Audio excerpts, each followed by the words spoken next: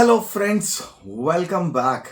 आपने थंबनेल में देख लिया कि मैंने आपको बताया कि कार्डियो कितना करना चाहिए, कितना करना सही है और ये वर्कआउट के पहले करना चाहिए या वर्कआउट के बाद करना चाहिए। कई बार लोग जिम में जाते हैं और उन्हें ये पता नहीं होता है कि वर्कआउट के पहले कार्डियो किया जाता है। कार्डियो करने का रीज़न क्या है? तो मैं आपको यहाँ पे कुछ जानकारी दूंगा। उस जानकारी के बाद आपको खुद ही डिसीजन हो जाएगा कि साइंस के अकॉर्डिंग क्या चीज़ करनी चाहिए और क्यों सही है। बहुत इजी और आसान शब्दों में बताऊंगा। सबसे पहली चीज़, कार्डियो का मतलब क्या होता है? कार्डियो का मतलब होता है आपका हार्ट। कार्डियो का मतलब कहीं पे भी ये नहीं है कि ये फैट रिलेटेड वर्कआउट है या वेट लॉस रिलेटेड वर्कआउट है। कार्डियो का मतलब होता है आपका हार्ट। जैसे माइकल जैक्सन को कार्डियक अरेस्ट आया था, मतलब हार्ट अरेस्ट आया था।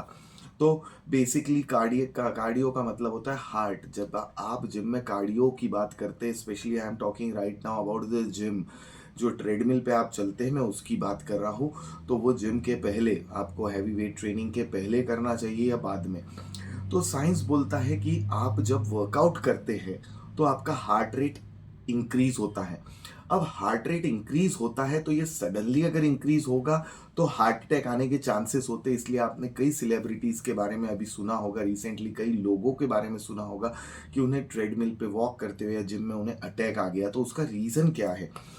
एक सिंपल बेसिक रीजन है कि उनका जो हार्ट रेट है, जिसे हम एच आर बोलते हैं, और एक होता है T H R, target heart rate.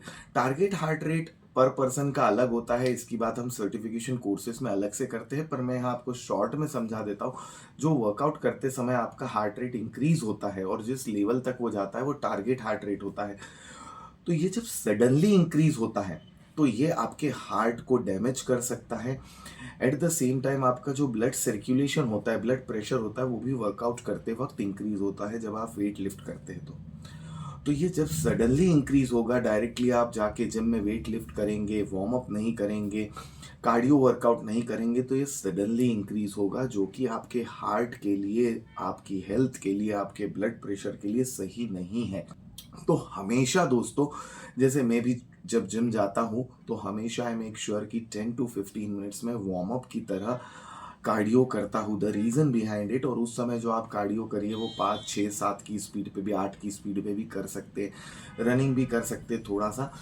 पर अगर आपको हैवी वेट ट्रेनिंग करना है तो ये नहीं कि कार्डियो आपने आधे घंटे 1 घंटे करना है और फिर आपको वेट ट्रेनिंग करना है। 10 से 15 मिनट का इनिशियली एज वार्म अप आप कार्डियो ज़रूर कीजिए। स्पेशली यहाँ मैं बात नहीं कर रहा हूँ कि आप 1 1.5 घंटा जो कार्डियो करते, कई बार लोगों को लगता है कि वो रेगुलर रोज कार्डियो करेंगे तो उनका फैट लॉस होगा या वेट लॉस होगा। और कई बार तो लोगों को ये लगता है ज़्यादा कार्डियो करने से कुछ लोगों को लगता है कि उनका मसल लॉस होता है। देखिए, तो आपको एक सिंपल सी चीज़ बताता हूँ। हमारे शास्त्रों में लिखा है अति सर्वत्र वर्जयत। इसका मतलब होता है कि ज़रूरत से ज़्यादा हर चीज़ खराब होती है। तो अगर आप ज़्यादा कार्डियो करें तो भी आपका मसल लॉस होगा। अब ये तो सिर्फ कार्डियो पे नहीं है, अगर आप ज़रूरत से ज़्यादा वेट ट्रेनिंग करेंगे 2 2 घंटे, जैसे मैं देखता हूँ जिम में लोग ट्रेनिंग कर रहे होते हैं, तो भी आपका मसल लॉस होने वाला है।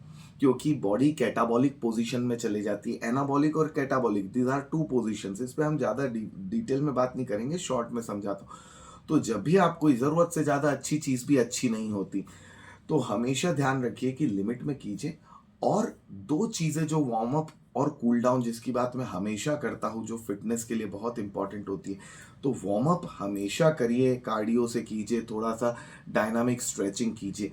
और कूल डाउन जब आप करते हैं at the end of the workout, जब कूल डाउन करते हैं तो वो कार्डियो की स्पीड आपकी 3 से 4 या 5 तक हो सकती है। और धीरे धीरे, क्योंकि ये आपकी बॉडी के हार्ट रेट को भी नॉर्मल करेगा, जो while doing the workout and while lifting the weight high speed पे, हाई इंटेंसिटी पे गया है। हमारे जो योगा क्लासेस है, एरोबिक्स क्लासेस है, वहाँ पे भी हम हमेशा वार्म अप का ध्यान रखते हैं, हमेशा कूल डाउन का ध्यान रखते हैं, ताकि जो आपका ग्रेजुअली और स्लोली आपका हार्ट रेट इंक्रीज हो, ना कि सडनली हार्ट रेट इंक्रीज हो। तो ये चीज़ का दोस्तों उम्मीद करता हूँ कि नॉलेज अच्छा लगा हो और आपको समझ में भी आया हो। फिर भी आपके कोई क्वेश्चन है तो नीचे कमेंट में जाके कीजिए। और अगर नॉलेज से आपको किसी तरह का कोई फायदा हुआ है तो लाइक बटन दबाना मत भूलिए। और हाँ, आने वाले वीडियोस के लिए चैनल को सब्सक्राइब करना मत भूलिए अगर आप नए हैं तो, क्योंकि आने वाले समय में मैं आपको वर्कआउट के वीडियोस के साथ साथ ये बताने वाला हूँ कि what are the 4 major pillars. कि कई बार लोगों को लगता है कि सिर्फ डाइट जो है वो बहुत इंपॉर्टेंट रोल प्ले करती है। 70% 80% पीपल से 70% डाइट इंपॉर्टेंट होती है, वर्कआउट से 20% इंपॉर्टेंट होता है। तो इसका नॉलेज भी मैं आपको क्लियर करूंगा। तो सब्सक्राइब कर लीजिए और बेल आइकन दबा दीजिए ताकि आपको आने वाले वीडियोस में मिल सके। Bye bye, take care.